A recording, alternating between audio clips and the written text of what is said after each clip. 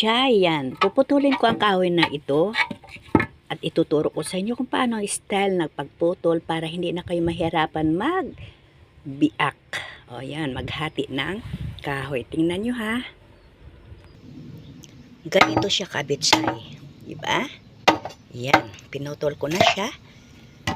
Hindi natin putulin ng sagad.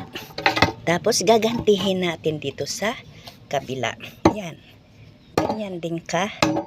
Kung saan banda ito kabitsay, dito rin hanggang yung putol natin dito sa kabila. Ganti natin yan.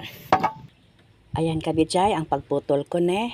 Ayan, ganti mo sa kabila. Ayan. Ganyan style siya.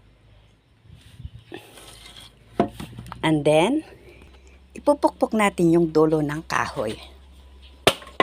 Ayan kabitsay, diba?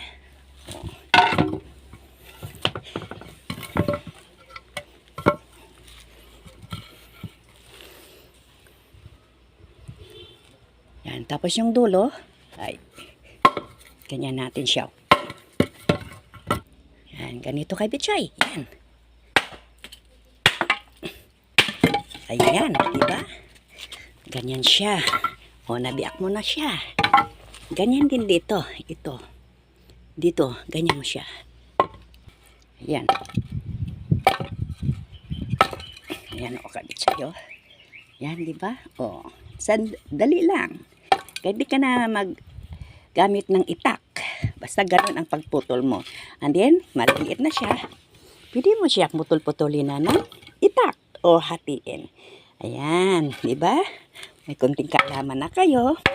So, thank you for watching. God bless you. Ingat po kayo palagi.